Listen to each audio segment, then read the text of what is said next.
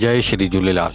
सिंधी समाचार राजस्थान में तव्हां सभिनि जो स्वागत आहे। दोस्तों, ॾाढी ख़ुशी ॾाढी हर्ष जी ॻाल्हि आहे कि वार्ड नंबर 5 सिंधी कॉलोनी तहसील बादरा जिला हनुमानगढ़ में भगवान श्री झूलेलाल जो भव्य ॾाढो ई अति सुंदर हिकिड़ो मंदिर पियो ठहे, जेको असां तव्हांखे वीडियो जे माध्यम सां ॾेखारियूं पिया। इहो मंदिर तमामु ई विशाल ऐं तमामु ई सुठे नमूने सां सुठे कारीगरनि जे द्वारा ई ठहे पियो, पर कुझु कारणवश सां दोस्तों इन मंदिर जो कमु रुकी पियो आहे। इहा ॾाढी ई तकलीफ़ में ॻाल्हि आहे। असां उन्हनि पंचायत वारनि खां ॻाल्हायोसीं त ॻाल्हि क्लियर थी कि उन जो कमु पैसनि जे कारण रुकिजी वियो आहे।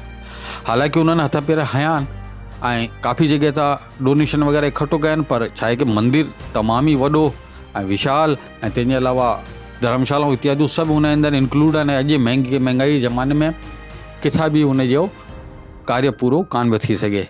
त दोस्तों, असां सिंधी समाचार राजस्थान जे माध्यम सां उन पंचायत हिन समाचार खे गुहार लॻाई आहे कि असांजी अपील पूरे सिंधी समाज में मोकिलो, ताकि जेकी पुॼत थी सघे। अगरि केरु ईटूं ॾियण थो चाहे भॻवान श्री झूलेलाल जे घर ठाहिण में त अखियुनि ते, केरु बजरी ॾियण थो चाहे त अखियुनि ते, सीमेंट ॾियण थो चाहे त अखियुनि ते, ऐं सरिया लो इत्यादि कुझु बि ॾियण थो चाहे त अखियुनि ते, ऐं केरु पैसो थो ॾियणु चाहे त उहो बि अखियुनि ते।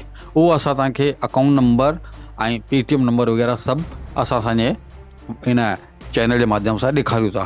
बहरहाल दोस्तों, असां सभिनी ई वापारियुनि खे, सभिनी ई भामाशाहनि खे ऐं बादरा, हनुमानगढ़ ऐं श्री गंगानगर पूरे राजस्थान जूं पंचायतुनि खे इहा अपील कंदासीं सिंधी समाचार राजस्थान जे माध्यम सां कि कई अहिड़ियूं पंचायतूं आहिनि जेकियूं सक्षम आहिनि, जेकियूं पैसा ॾेई थियूं सघनि, कार्य कराए थियूं सघनि। त दोस्तों, तव्हां हिन जॻह ते वञो, पहुचो ऐं कार्य ॾिसो पंहिंजी अखियुनि सां कि किथे किथे छा छा कार्य अधूरो लॻो पियो आहे। उनखे वञी करे तव्हां संपन्न कराईंदा। चईंदा आहिनि कि भॻवान श्री झूलेलाल जे मंदर में अगरि कंहिं बि हिकु ईंट अगरि जोड़ी त उहो सोने ई थी करे वापसि मिलंदी आहे। दोस्तों, इहा ॻाल्हि सच आहे। ऐं भॻवान श्री झूलेलाल असां सभिनि जा इष्ट देव आहिनि। त असांजो फ़र्ज़ु थो ठहे त जेतिरा बि वापारी वर्ग आहिनि या जेतिरा बि भामाशाह आहिनि या जेतिरियूं बि पंचायतूं या जेतिरियूं बि सिंधी संगठन था हलनि, सिंधी संस्थाऊं थी हलनि, त उन्हनि सभिनि खे असां अपील था करूं कि वधीक मां वधीक हिननि जी मदद करो, ताकि जल्दी सां जल्दी असांजे भॻवान श्री झूलेलाल साईं जो मंदरु कंप्लीट थी वञे ऐं पाण सभई हुते घुमणु हलूं।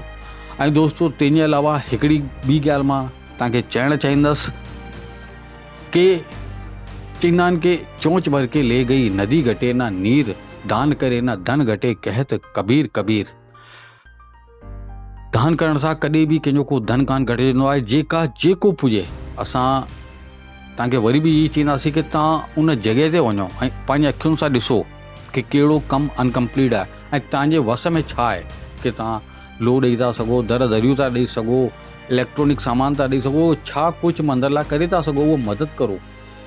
त दोस्तों, बार बार असां तव्हांखे वीडियो जे माध्यम सां ॾेखारियूं पिया कि असांजे झूलण जो घर अॼु अनकम्प्लीट आहे ऐं असां सिंधी समाज खे उथणो खपिजे, जाॻणो घुरिजे ऐं असांजे इष्ट देव जो जेको घर पियो ठहे इन खे हर्षो उल्लास सां गॾिजी करे, भले रुपयो ॾेई, भले ईंट ॾेई, भले सामान ॾेई, चाहे तन मन धन कहिड़े बि नमूने पाण खे शेवा ज़रूरु करणी आहे। त अचो गॾिजी करे हिन मंदर जी, भॻवान श्री झूलेलाल साईं जे घर जी पाण जेकी पाण खां पुॼता थिए पाण मदद करूं ठाहिण में। जय श्री झूलेलाल।